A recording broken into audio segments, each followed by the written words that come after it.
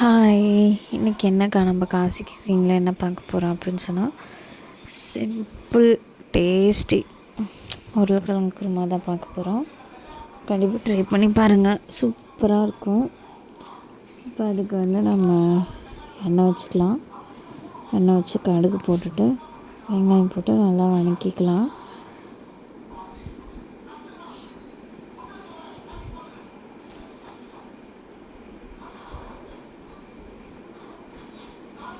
அப்புறம் பச்சை மிளகா நறுக்கிக்கலாம்.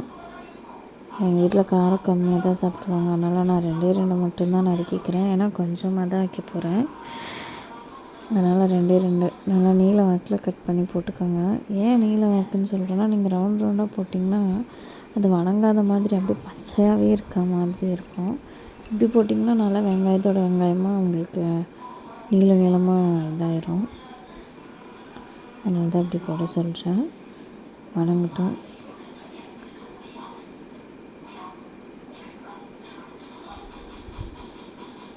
நல்லா வணக்கிக்கலாம். அடுத்து தக்காளி எடுத்துக்கலாம். 2 போதும், நிறையா தக்காளி குருமாவுக்கு போடவே கூடாது. இந்த தக்காளியை இப்படி கட் பண்ணிடுங்க. ஏன் சொன்னால் அதை சாப்பிட்டா வயிற்றில் ஏதோ கல் வந்துடும் அப்படின்னு சொல்கிறாங்க. எனக்கு ரொம்ப நாளாக தெரியாது, எனக்கு இப்போ தான் கொஞ்ச நாளைக்கு முன்னாடி தெரியும். அதை தான் அதை கட் பண்ணி எடுத்துடுறேன், நீங்களும் அதை எடுத்துடுங்க. அப்புறம் அந்த தக்காளி நல்லா இல்லை, நான் இப்போ தான் கடையிலேருந்து வாங்கிட்டு வந்தேன், ஆனால் அது நல்லா இல்லை, அதனால் வேறு எடுத்துக்கிறேன். வாஷ் பண்ணி வச்சுருந்தேன், எடுத்துகிட்டு மறுபடியும் அந்த இது கட் பண்ணிவிட்டு தக்காளி சின்னதாக கட் பண்ணி சேர்த்துக்கலாம்.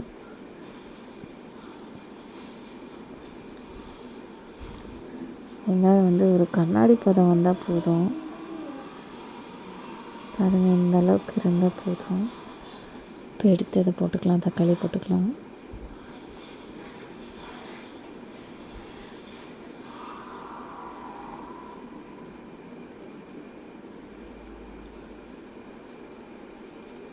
தக்காளி எண்ணெயெல்லாம் பறக்குது, ஏன் அப்படின்லாம் நினைக்காதீங்க. டைம் ஆகிடுச்சு.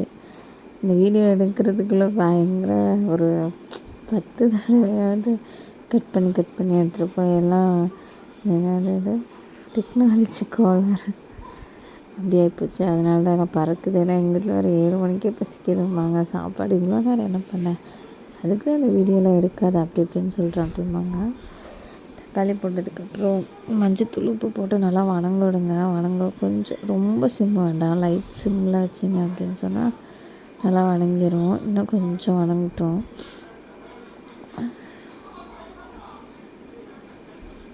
வணங்கி முடிச்சிச்சா. இப்போ நம்ம என்ன பண்ண போகிறோம் அப்படின்னு சொன்னால் உருளைக்கிழங்கு உரிச்சு எடுத்துகிட்டு வந்துடலாம். இப்போ இது இஞ்சி பூண்டு பேஸ்ட் நான் எப்போது மிக்ஸிலே அரைச்சிடுவேன். தேங்காய் பால் மாதிரி அரைக்கிறப்போ இப்போ தேங்காய் அரைக்காததுனால அது தனியாக அரைக்க முடியல. அதனால கண்டியும் பேக்கெட்லேருந்து வாங்கி போட்டிருக்கேன். இது ஹெல்தி இல்லை அப்படி இப்படின்னு சொல்லுவீங்க, கண்டிப்பாக தான் ஏதோ ஒரு அவசரத்துக்கு யூஸ் பண்ணுறது தான். இஞ்சி பூண்டு பேஸ்ட் போட்டு நல்லா பச்சை வாசம் போகிற அளவுக்கு வணங்கட்டும். அதுக்குள்ளே அந்த பக்கம் உருளைக்கிழங்கு விழிக்கிறதுக்கு ஒரு ஆள் வச்சுருந்தேன். வேறு யாரில்லை, எங்கள் வீட்டு குட்டீஸ் தான் ரெடி பண்ணிட்டாங்க.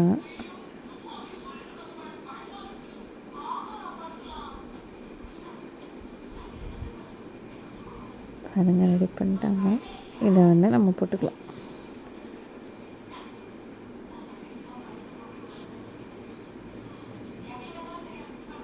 இப்போ என்ன சொல்கிறேன் அப்படின்னு சொன்னால், நான் எப்போ ஏதாவது சமைக்கிறேன்னு சொன்னால் நான் கிண்டிகிட்டே இருக்கேன், வணங்கவே விட மாட்டேங்கிறேன் அப்படின்னு சொல்லுவாங்க. எனக்கு தெரியாது.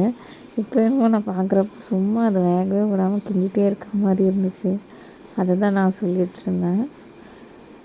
வேறு ஒன்றும் இல்லை. அப்புறம் உருளைக்கிழங்கு போட்டுக்கலாம்.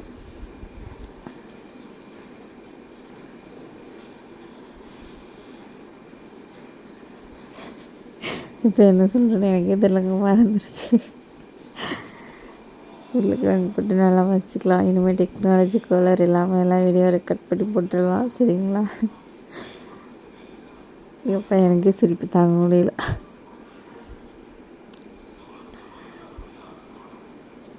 ஆயிடுச்சு.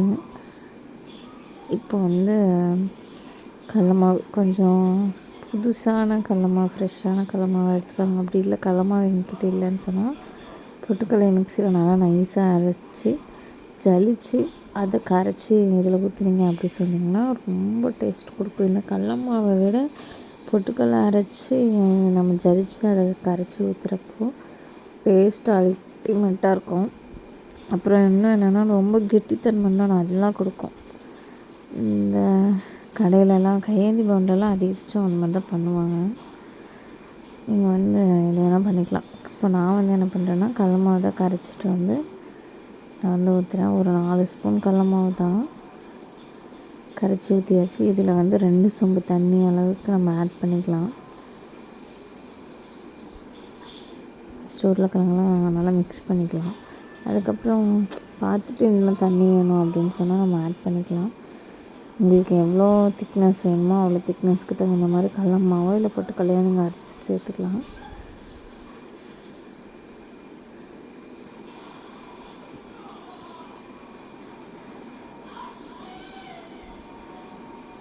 நான் இன்னும் கொஞ்சம் தண்ணி சேர்த்துக்கிறேன். ஏன்னா கொதிச்சிச்சுன்னா அடி பிடிச்சிக்கும்.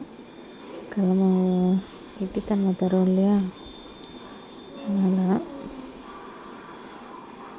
நல்லா கொதிக்கிட்டோம். இப்போ என்ன பண்ணலாம் அப்படின்னா உப்பு இருக்கா அப்படின்னு டேஸ்ட் பண்ணலாம் அப்படி சொல்கிறேன்.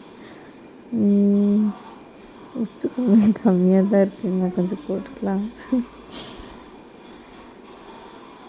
கொஞ்சம் கம்மியாக போடலாம். ஏன்னா சப்பாத்தி தானே, அதில் உப்பு போட்டிருப்பேன்.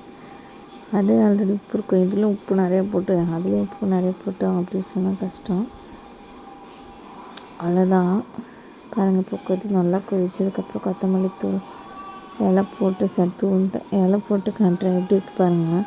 நிஜமாலுமே கடையில் கொடுக்குற மாதிரியே தானே இருக்குது. இது வந்து சப்பாத்தி வந்து திடீர்னு பூரியாக மாற்றிட்டாங்க. அதனால் பூரி